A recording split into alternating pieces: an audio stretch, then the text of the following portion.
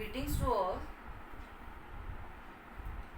Today in this lecture we will learn about the relationship between the Bohr's postulate of angular momentum and de Broglie wavelength.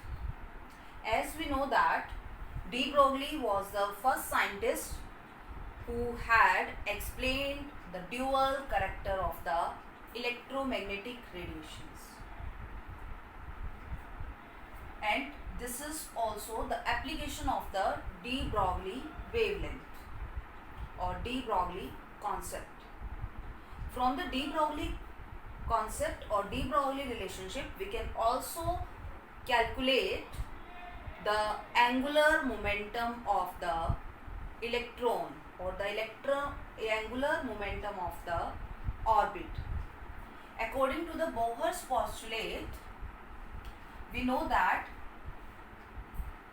only those orbits are possible which have angular momentum integral multiple of h by 2 pi. Around the nucleus, only those orbits are possible which are having angular momentum, that is mvr, the product of mass, velocity and perpendicular distance is equal to nh by 2 pi, where n is any integer, h is Planck's constant, 2 is constant, pi is also constant.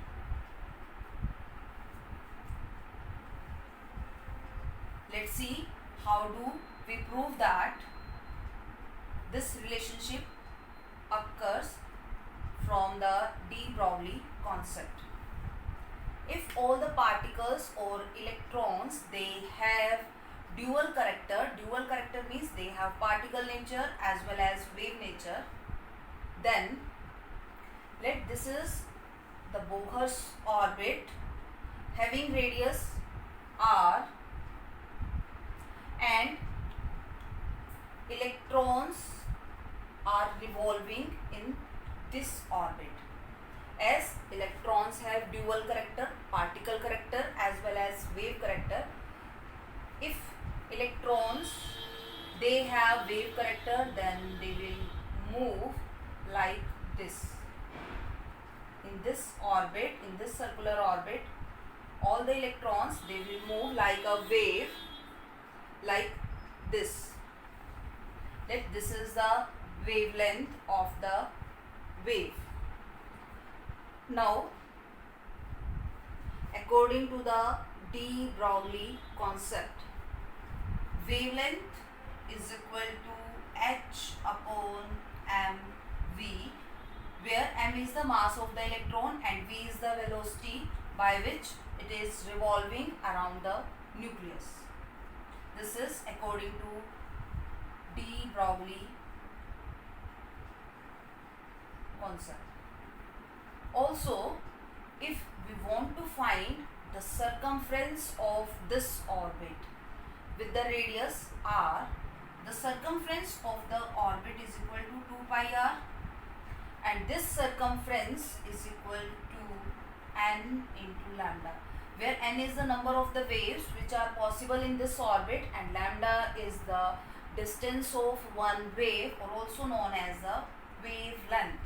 If the electrons are revolving in this orbit like a wave character, then this wavelength or the circumference of this orbit is equal to n into lambda, where n is the number of waves which are possible in this orbit. From this equation,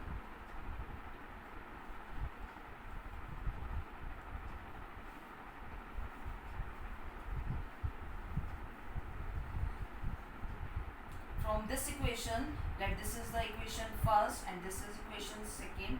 Lambda is equal to 2 pi r upon m is equal to lambda, or also you can write here lambda is equal to 2 pi r upon n.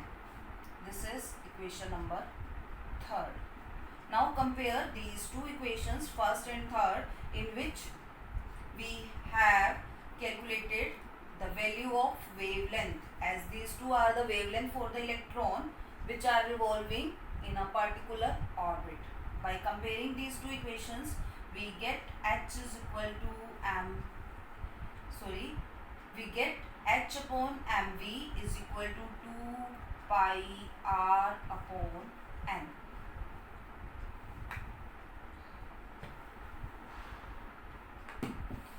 Let this is the equation 4.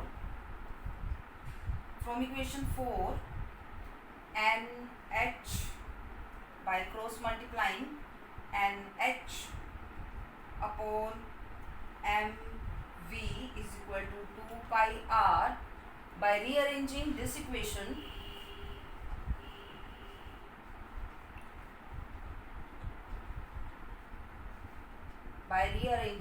we get nh upon 2 pi is equal to mvr, which is the Bohr's postulate.